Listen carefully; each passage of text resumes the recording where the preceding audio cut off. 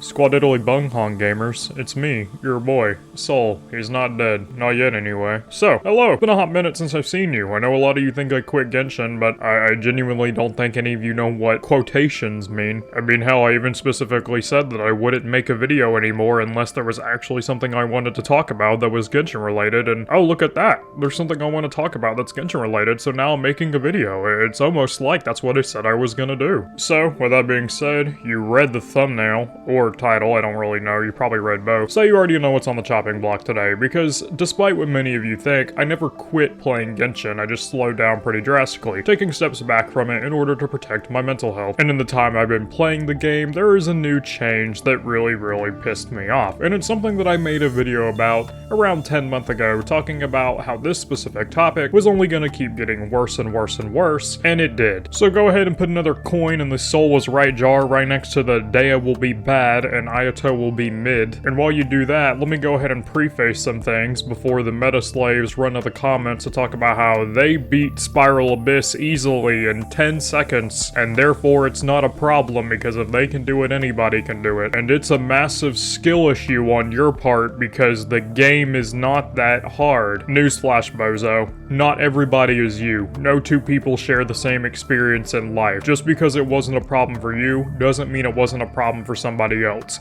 And a significant portion of the community seems to have a problem with this. So just because it's not your issue doesn't mean it's not a issue. And on top of that, I highly suggest you get off your high horse and quit telling people they have a skill issue. I hate to be the bearer of bad news yet again, but this is not a skill-heavy game at all. I would say that Genshin Impact is roughly 95% luck and 5% actual skill, and that is being generous on the skill department, because last I checked, this is a fucking gacha game, alright? Your characters are RNG dependent, your artifacts are RNG dependent, your artifact substats are RNG dependent, enemies' movement is RNG dependent, if you crit or not is RNG dependent, everything in this game is RNG dependent. I think the only thing I can think of off of the top of my head that is heavily requiring skill is Sukokomon, and that's pretty much the only thing. Sure, you can make some cases that characters like Tartaglia International and Hu Tao jump canceling take some modicum of skill, but I'm gonna be the bearer of bad news here. Pressing 14 buttons in a specific order does not take any skill whatsoever. Anybody can do it. After you do it about 3 or 4 times, it'll eventually just become muscle memory. And auto-canceling and whatever the fuck Tartaglia International is basic timing. Anybody can spend 5 minutes and learn how to do it. That doesn't require skill. Then why doesn't everybody do it, Solve an Artist? After all, it's so easy, so why doesn't everybody just do it? Alright, well you see, that's very simple. It comes down to one very basic thing. Tartaglia International and Hu Tao auto jump canceling is not the only thing in this game. I'm not here to discuss whether it's the best thing available or not, but what I can tell you is one thing right out the gate is that it's definitely not the best team by a long shot. There's a lot of teams in Genshin Impact that perform relatively similarly in terms of power. And I would say of the team comps you can make in Genshin that aren't just slapping characters you like on a team and actually planning something, roughly 90% of them could 36-star Abyss. So it's not a choice of people being so unskilled they just can't play these characters, it's just that nobody wants to play your shit character and they would rather play as the units they like that have been built that can 36-star the Abyss. So basically what I'm saying is it's not a matter of people being unable to do it, it's just people do not want to do it because they would rather use the characters that they actually like. And one final point before I see people bum rushing to the comments and be like, oh, Soldus is mad cause bad, his account is terrible, he just can't 36-star the Abyss. Man is unskilled, trash, and while there is merit to the fact that I am in fact garbage, I will not accept the slander of my prideful Genshin Impact account. First things first, I did 36-star the Abyss, here's the proof. Second thing second, my account is probably better than all of yours, and if not, a significant percentage of yours. That's not me trying to brag, so that I've been playing since day 1, I haven't missed any login days up until very recently, I've put a pretty good amount of money in the game. I mean, fuck, I have every single character except for 2, and those characters are Dea and Yola, and you'll notice a trend among those two in the fact that they're dog shit! So yeah, needless to say, I am well above the average threshold for a in-game player. And that all being said, what the fuck were they thinking for this new Abyss? Brought to you by the great minds that told us not even a year ago that they would never be adding any proper hardcore in-game content because it would be too anxiety producing. We have the Fuck You Spiral Abyss.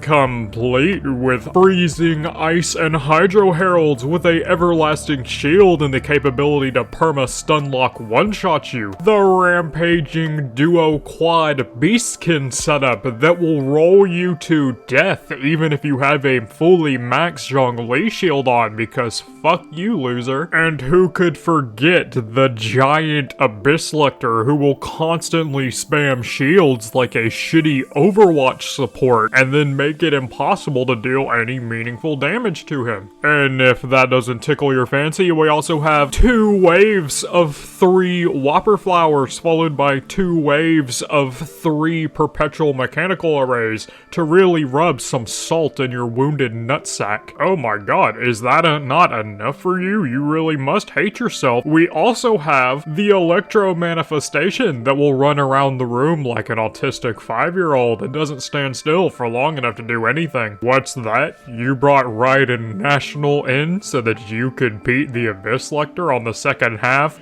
No, you didn't. And who could forget the Jade Bloom Terror Shroom, who he just kind of falls over. Honestly, this is the easiest floor in the entire Spiral Abyss. So yeah, needless to say, it's fucking bad. And if that wasn't enough to convince you, we can take a look at the other Genshin Impact YouTubers and see what they have to say. Oh, it's a unanimous shit? Oh, now that's surprising. Now, it's not like this is something that wasn't fucking predictable. I even said in an old video that this is exactly what would go down, and now it happened, and people are surprised. So let me describe this to you in a way that's pretty basic to understand. This is a combination of 3 major issues, and before the people start arriving to the comments to write about how it's the meta player's fault, it's not. As much as I hate the hardcore meta players, Genshin Impact has never once taken the time to listen to anything they've said, and they have actively gone out of their way to undermine their processes, so it's just not. I'm sorry, I highly doubt that they finally started listening to them after 2.5 years. This is a combination of a lot of things, but the biggest problem is reverse power creep and the need to upscale difficulty. Reverse power creep, for those of you that don't know, is when the newer characters get worse than the older characters. Now, that is a hot take in Genshin, as I have come to find out, with big names like I Win to Lose, 1010, and what is that other guy's name? I think it's like Flowcats. Yeah, Flowcats advocating for the new characters. Once again, I am here to give you a helping serving of reality. Mathematically, formulaically, numbers and damage over your feelings, the new characters are significantly worse than the older characters, and it's not even fucking close. Some of them may support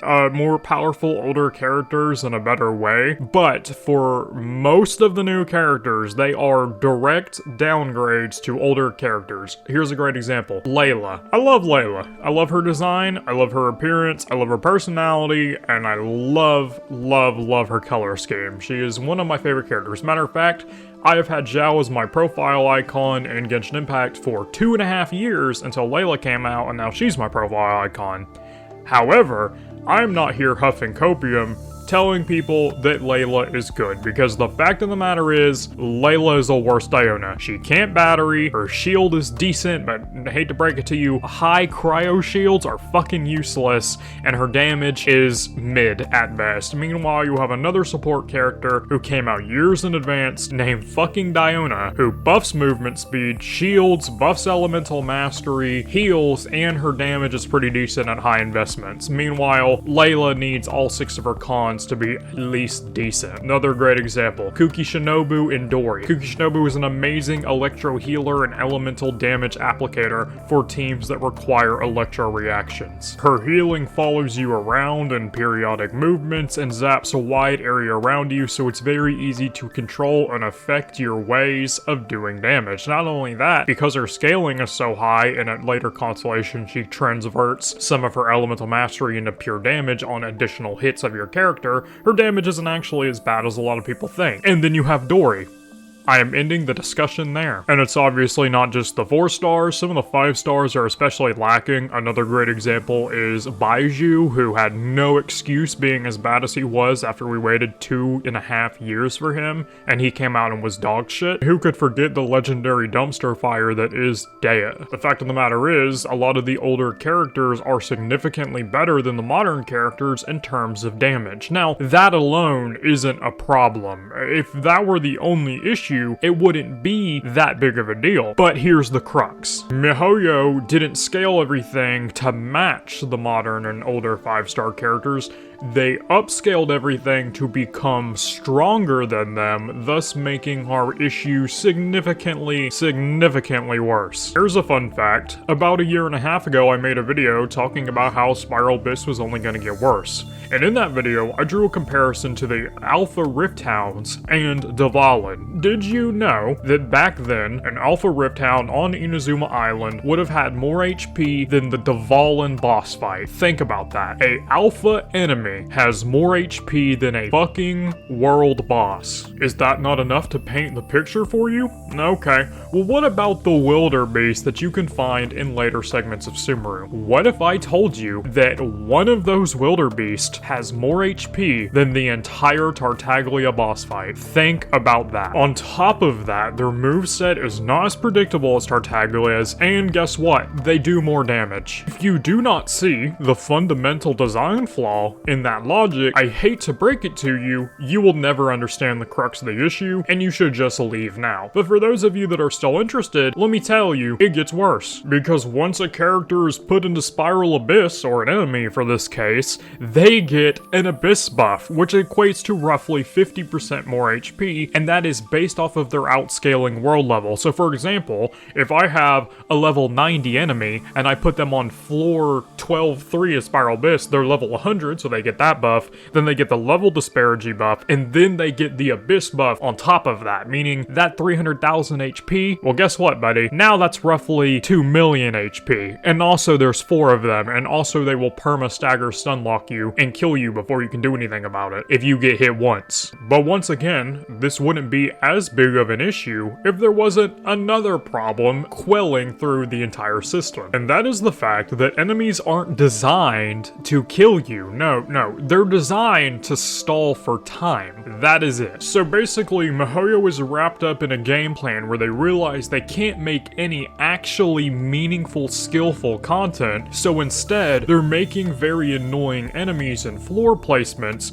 so that they can stall you for as long as possible and prevent you from clearing the floor. Now, to anybody who wants to disagree with me, I would like to point out some obvious facts that would prove you wrong before you even got started. Do you think it's a coincidence that they put the Hydro Abyss Lectors and the Cryo Abyss Lectors together on the same floor? Yeah, I didn't think so. It's obvious that they plan to try and freeze you for as long as possible to stall you for time. Another example, do you think it's a coincidence that old school abysses used to spawn the entire floor enemy all at once, and now they're spawning them in waves of 3 instead of waves of 12? Yeah, that's not a coincidence either. They're doing that to stall for time so you can't AoE burst down everything on the field. Do you think it's a coincidence that the Weenite and a lot of the modern bosses and world bosses have mechanics that stall you from actually dealing damage? For example, flying, shields that can't be broken, freezing, quelling, they're all made just to stall for time. They're not actually trying to make difficult content, which is another reason why the words skill issue being tossed around at people that complain about Spiral Abyss is, and you're gonna have to excuse my language here, get MiHoYo's cock out of your mouth and realize they are playing you for a fool. They're not trying to make harder content, they're trying to stall content by making damage sponges that evade all attacks so that they can halt your momentum. But of course, that's not the final problem because there's one more issue to be resolved. The fact of the matter is, they're purposely locking you off from effectively using all of your elements. For example, this abyss, they're making a lot of enemies that have massive shields that can only be broken by bringing in the proper elements. By doing this, they are effectively locking you out of over half the elements in the game, just so that they can lock you from using what are potentially your best character. This is another tactic that they're using because instead of making actually difficult content because they're too stupid to do that, they're gonna artificially inflate the difficulty, thus furthering devaluing other characters in the game. So there you go. There's the reason why you clicked on these videos. Those are the design flaws with the current Spiral Abyss. And it's not like these have been unknown. I made a video talking about all of these exact issues over 12 months ago now, and they have only compiled onto themselves over and over and over. And this Abyss, it finally caught back up with me again after a year and a half. And it wasn't because I wasn't building new diverse characters. I have almost every character in the game built. It was because MiHoYo is finally getting to the point where the only people that are going to be able to beat the Abyss in the future are whales. And that is fine. And you know, I wouldn't even be that mad about it, but the problem is, it's not worth the effort anymore. Suffering through all of 12-9 to get the perfect 9 stars is not worth 50 gems. It's not worth it for the hardcore players who have to put 5,000 hours into the game to build meta characters that can beat this floor with ease. It's not worth it to the casual players who already don't have the units to beat this floor. It's not worth it to the in-game players like me who already have everything and 50 Primo Gems is a drop in the bucket. And it's not worth anything to the whales because if they want Primo Gems, they'll just fucking buy them. At this point, the only reason why you would 36 star the Spiral Abyss is for bragging rights or peer pressure because other people have done it that you may know. Hell, that's the only reason why I did it, because in my opinion, 50 gems ain't worth it, but getting made fun of by the people I like is kind of fucking annoying. So I just 36 star the Abyss, and that's it. That was my reason. It wasn't because you gave me one. There is no reason. But I can tell you one thing. In the future, if the Abyss gets any harder than it currently is now, my friends can kiss the dirtiest part of my asshole because I will not be suffering through that shit again. As a matter of fact, I am getting to the point on my account where I'm just not spending resin anymore because the in-game content that I've been building for has been confirmed never to happen, and the Abyss is becoming a pain in the ass because you're locking me out of using the characters I have been building to artificially inflate the difficulty, so it's a gamble of if the thing I'm even working on creating is gonna do me any good in the future. But hey, at this point, I'm just starting to bitch, huh? So there you go. There are the problems. I told you about them 12 months ago. I'm telling you about them now. And I'm willing to bet my left nut that if they continue to compile on top of each other, it is only going to get worse. I am not going to pose any solutions because I know for a fact that MiHoYo isn't listening, so by all means, discuss it amongst yourself in the comment section. I'm not doing that. But yeah, that's about it. It's good to be back, I think. I'm not 100% sure. If you like the video, like. If you dislike it, dislike it. If you really like me, go ahead and subscribe. But yeah, that's about it. I'll see you in the next video. Stay safe, and peace.